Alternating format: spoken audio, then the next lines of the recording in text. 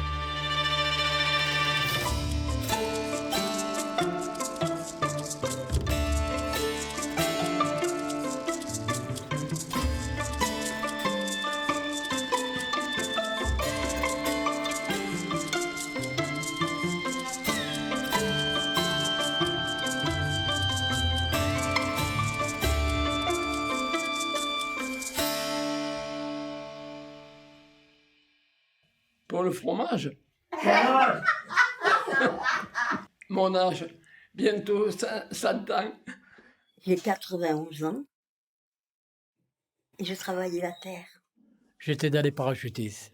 Mais moi, je suis professeur engagé de piano. Direction générale des services secrets. J'ai plongé à 90 mètres de profondeur, presque 100 mètres, sorti d'un sous-marin par les tubes lance-torpilles. Je travaillais pour une compagnie aérienne de l'aviation civile. Non, je n'étais pas hôtesse. Dès qu'une femme dit qu'elle a travaillé pour une compagnie aérienne, elle était hôtesse. Non, je n'étais pas hôtesse. Le métier que j'ai fait, oui, je vous le dirai après. Parce que d'abord, c'est moi. Hein? Je suis gonflé, mais c'est comme ça.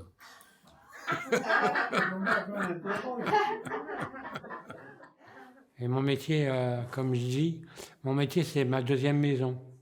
C'est vraiment une passion. La passion, c'est un peu un prétexte pour apprendre des choses tous les jours.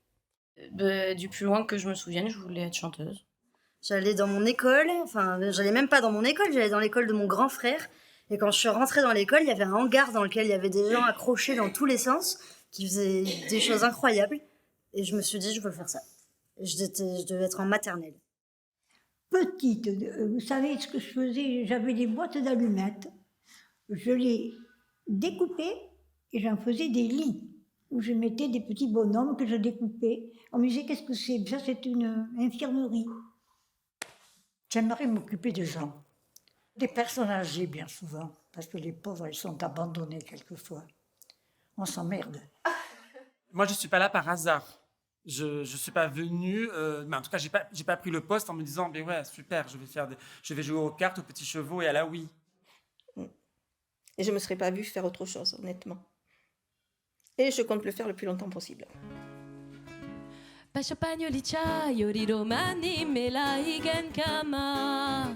Pascio Pagnolicia, Iori Romani, me la igen kama.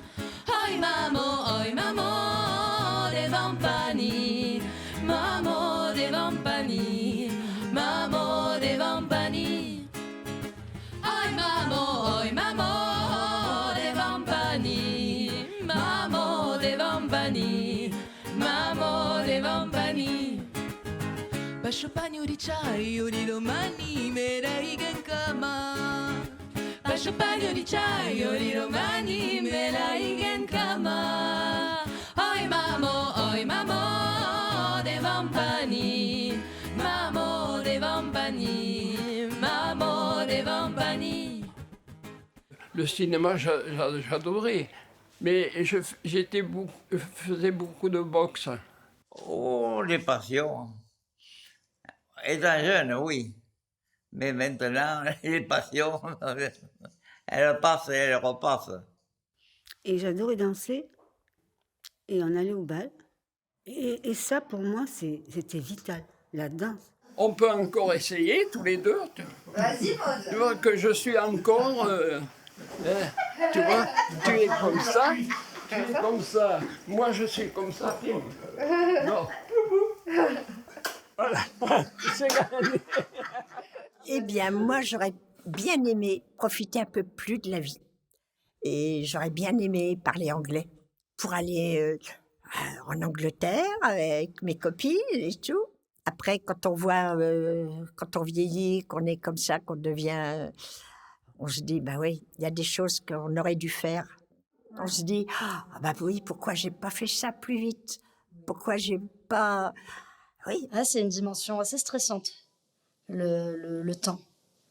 Le temps. C'est vrai parce que je suis encore jeune, je le sais, que j'ai encore plein d'énergie et que j'ai plein de gens autour de moi qui me disent ça va partir, profite. J'entends beaucoup ce mot, profite. Et pour l'artiste de cirque que j'étais, quand il n'y a plus le rendez-vous de la performance de la piste, qu'est-ce que je fais? Qu'est-ce que je suis sur la piste? Du coup, je fais tout pour profiter. Rire? Ah oui, alors là, oui. Ça, oui, bien sûr. Je serai le premier à le faire. Est-ce d'avoir trop ri que le revoir se lézarde quand il parle d'hier, et d'avoir trop pleuré que des larmes encore leur perlent aux paupières? Les enfants se sont mis tous à faire des cartons, tout emballés, parce que j'étais partie en urgence 2 fois dans le mois d'août, à l'hôpital, par les pompiers.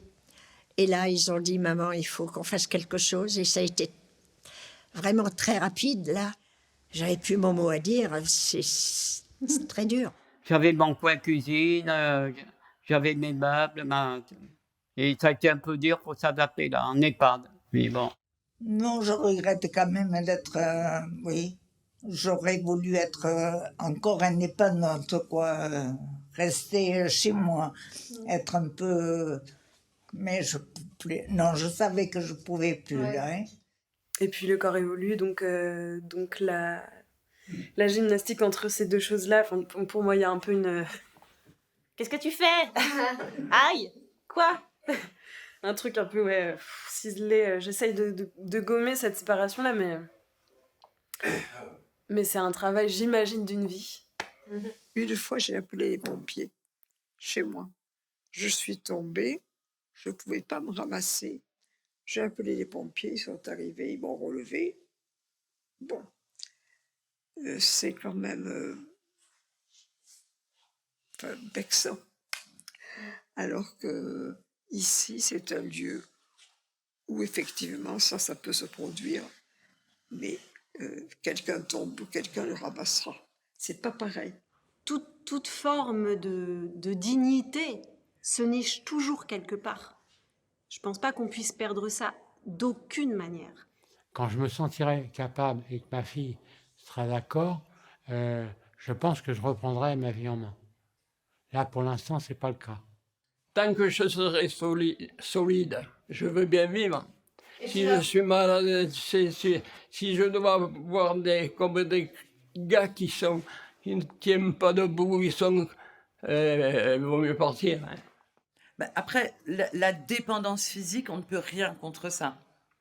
On peut vraiment rien contre ça. Elle est là, on est obligé de faire accepter. Ça, c'est le plus dur, hein. C'est de faire accepter à la personne âgée qui devient dépendante, d'en prendre conscience et de l'accepter. Ça, c'est le plus difficile. Vous savez, on est transplantés. Puis, vous savez, quand nous, on s'en va dans les maisons de retraite, je sais pas, c'était l'hospice. Vous voyez, c'était comme autrefois. On était bannis. Alors que maintenant, c'est fini tout ça. C'est la case dorée. Et depuis que je suis ici, je suis vraiment très bien. J'ai plus envie de partir jusqu'à la fin de mes jours. Parce que quand je me suis retrouvé à la rue, j'ai pas trouvé d'aide, rien du tout. Au début où j'étais ici, je me sentais pas libre. Ce qui m'est difficile, c'est de venir manger tous les jours à midi. Suffit que le soir, quelqu'un vienne me voir dans ma chambre. Si j'étais couchée, ça ne regardait pas ça. mon indépendance est vraiment écornée. Mundra kurvamen, zek minimal madam mundra damnei. Voir avec certaines personnes qui vont être là, en public, quoi.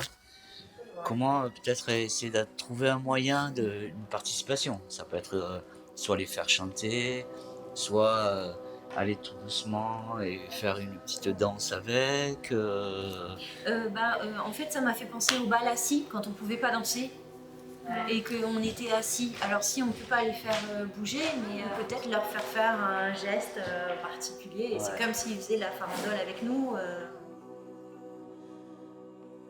C'est pas, un petit pas, un petit pas, deux petits pas, c'est pas, un petit pas, deux petits pas, trois petits pas, c'est pas, un petit pas, deux petits pas, trois petits pas, c'est pas, un petit pas, c'est pas ça, trois petits pas, c'est pas, un petit pas, c'est pas ci, c'est pas ça, c'est pas ça. Des musiciens qui jouent, pouf, ça porte, enfin un peu comme un banc de poisson qui peut aller vers l'un et fou, qui le porte et hop, qui part à un autre qui chante et puis à un autre qui chante, histoire que ça fasse comme s'il y avait pouf, lumière là, lumière là, lumière là.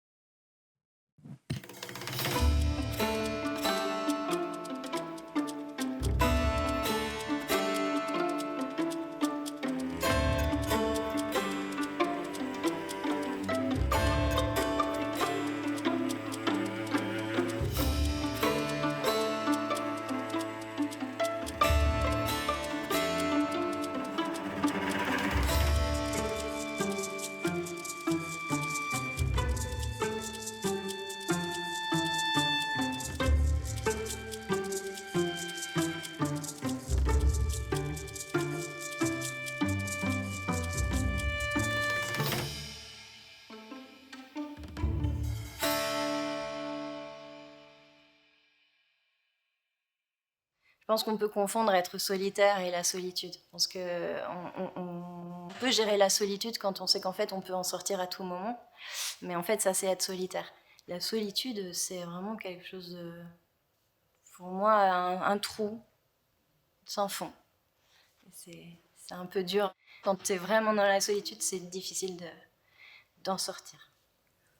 J'ai vécu la solitude ici. Hein. Je ne l'avais jamais vécue. Pour moi, personnellement, c'est douloureux. Pour les personnes âgées, je vois certains, j'en ai fait pas mal de maisons de retraite, je vois qu'il y a beaucoup, malheureusement, de personnes âgées qui se laissent mourir, quelque part, parce que les personnes, ils étaient indépendants chez eux avec leur famille, ils se retrouvent tout d'un coup seuls, avec des gens qu'ils ne connaissent pas. J'ai plus de femmes, je suis tout seul. Et les enfants, c'est pareil, ils sont partis. Voilà mon chariot. C'est ma seule voiture qui me conduit. Pour moi, j'ai tout perdu. J'avais perdu mon mari, le terrain dans les Pyrénées, où on allait passer les vacances. Pour ma vie s'est cassée quand elle est partie. Je vous souhaite bien de rencontrer l'âme sœur. Et l'autre reste là, le meilleur ou le pire, le doux ou le sévère, cela n'importe pas, celui des deux qui reste se retrouve en enfer. Il y a des fois des résidents, leurs enfants sont à Paris, à Libourne, donc ils ne peuvent pas arriver tous les jours ou dans la semaine, donc pour eux, c'est un peu compliqué, quoi. Quelqu'un qui vient, qui n'est pas bien, on est là pour les accompagner, pour les rassurer, pour être présent. On est présent pour eux. C'est important pour qu'ils se sentent aussi valorisés. On les stimule, que ce soit une stimulation verbale ou non verbale. on va les guider. Donc, ce qui fait qu'aussi, ils participent et ils ont besoin aussi de ça. Donc, c'est important. L'autonomie, il faut la préserver au max. Humainement, tout n'est pas écrit en fait. Les petites habitudes de vie, je sais pas, moi, au lieu de le soir, tu couches une personne, et ben, elle aime pas dormir sur le dos, elle aime dormir sur le côté, ben, c'est super important. Il y en a qui ont des doudous, le traverse en guise de doudou. Enfin, ce genre de détails, pour moi, c'est ultra, ultra important en fait. Mais c'est vrai que les personnes qui rentrent, forcément, voient le travail qu'on a à faire et du coup, restent pas, quoi. C'est encore un autre sujet, c'est le manque de personnel et c'est vrai que c'est un fléau quand même, le manque de personnel et nous on le vit aussi. J'essaie de les accompagner le plus possible et de leur redonner le sourire. Enfin, c'est mon but et c'est mon devoir pour moi de tous les jours. Et la pluie, un jour, tomba sur la lune. Et la lune, de blanche, devint bleue.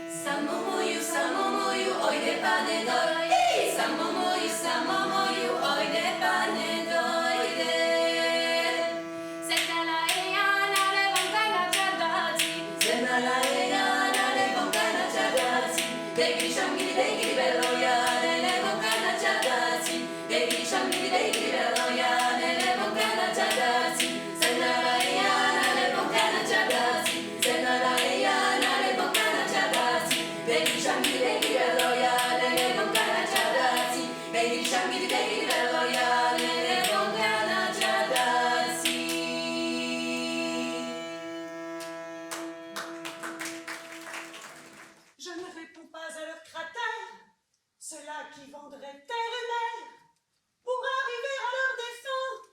J'y comprends rien, ma vie c'est un musée des erreurs, un chemin parsemé de pleurs. Pour les curiosités morbides, suivez le bide. Au début, il y a eu un gros effondrement de ma part, parce que d'un coup, j'étais plus utile. Je pense qu'il y a beaucoup ça. Parce qu'à un moment donné, effectivement, quand on a un métier comme c'est la passion, c'est entier. Ça vous prend du matin à la nuit. Votre vie s'organise quand même autour de tout ça. Donc à un moment donné, ça vous situe socialement. À partir du moment où, en plus, t'es pas dans une pratique qui est institutionnelle et qui est beaucoup plus indépendante, ou les arts de rue, etc., en fait, tu rencontres une autre manière de te présenter aux autres avec ton art, quoi. Et à un moment donné, forcément, c'est vertigineux si je suis plus à cet endroit-là où je suis. Quelque chose qui revenait aussi à ce que j'avais pu vivre plus jeune, où pour le coup, non, fais pas ça, c'est pas un métier d'avenir. Donc là, ça faisait « Oh non, ils avaient raison !» Pour moi, c'était un mot de plus, un mot de moins. Enfin, j'ai continué à planter des carottes dans le jardin de mes parents. Et je me suis dit, on met tout notre cœur, parce qu'il y a beaucoup d'éthique là-dedans. On met tout notre cœur dans quelque chose et on nous colle une étiquette d'un seul coup, qui n'est qu'une étiquette, mais qui dit quand même, vous ne servez à rien. Ce qui m'a gênée, c'était qu'on doive catégoriser des choses. Qu'on se sente obligé et qu'on se sente le droit de catégoriser des choses. Déjà qu'on respecte peu les gens et qu'on respecte peu certains métiers et qu'on stigmatise les gens et qu'on les met dans des cases et qu'on fait des catégories. Et, là, ça a encore plus appuyé cette disparité dans la société entre les métiers et les gens. Enfin, ça divise les gens, tout simplement. Moi, j'ai eu peur à un moment donné, ma peur de ça, le non essentiel, c'est qu'on veut nous enlever notre côté de poésie, d'émerveillement, de sensibilité, tout ça, ça, on n'a plus besoin. Il faut être raide, il faut être froid, il faut avancer, il faut faire comme ça. Et qu'on n'a plus le droit de rêver, de se poser, de s'émerveiller pour des petites choses. Il faut plus être des sensibles, il faut être des battants, il faut être des... Enfin, voilà, quoi. Et du coup, quand j'aime bien la sensibilité, je me suis dit, aïe, ça fait mal. C'est impossible qu'on n'existe plus. Les gens font tout le temps de l'art, tout le temps on imagine, tout le temps on rêve, tout le temps... Les vieux ne rêvent plus, leurs livres sans sommeil, leurs pianos sont fermés, le petit chat est mort, le muscat du dimanche ne les fait plus chanter. L'art, je pense que c'est la chose la plus belle qu'ils ont ici, les animations, la musique, c'est génial. Moi, je pense que ça les motive, ça donne la vie, ça donne la vie de pouvoir... Parce que pour moi, c'est une thérapie, quelque part, les animations. Juste que je mets ma casquette de soignant, faire attention avec le mot thérapie. Ça peut être une thérapie si c'est bien accompagné. Parce que tout n'est pas thérapeutique. Ça me permet d'évacuer les mauvais souvenirs. J'en ai beaucoup de bons, mais aussi beaucoup de mauvais. Oh ben, un bien-être, une ouverture d'esprit, les soucis, ben, au moins pendant, même si c'est 3 minutes, le temps d'une danse, ben, t'oublies tes soucis. Et je vois que même si ça dure que 3 minutes, tu vois de suite dans le regard des personnes âgées. Alors moi, je m'occupe plutôt des personnes Alzheimer ou des démences apparentées.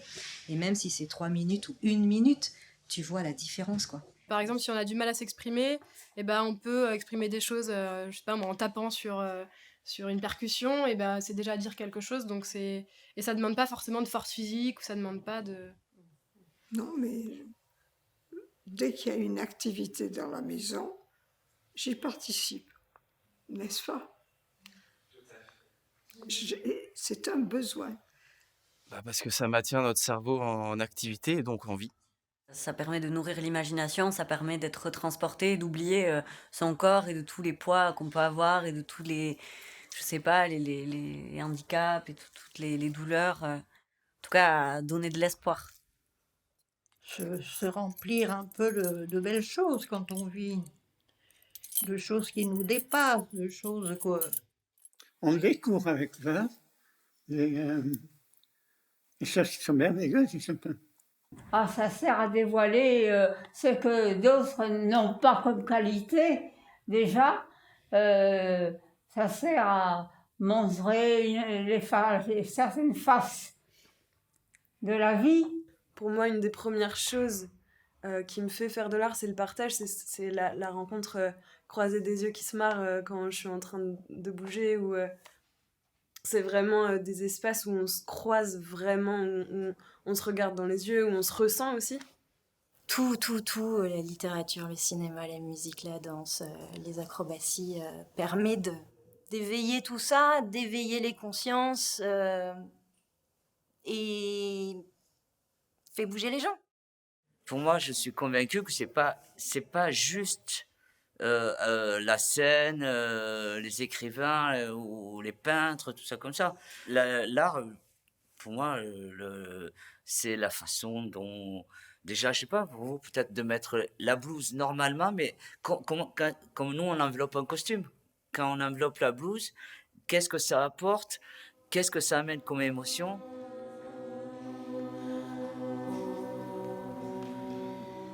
Y a pas de chardon à seconder pour ceux qui se tirent de leur plein gré.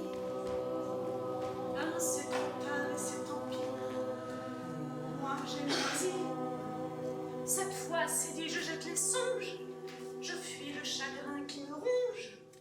Tant pis si j'ai gratté ma vie. C'est bien fini. La vie est une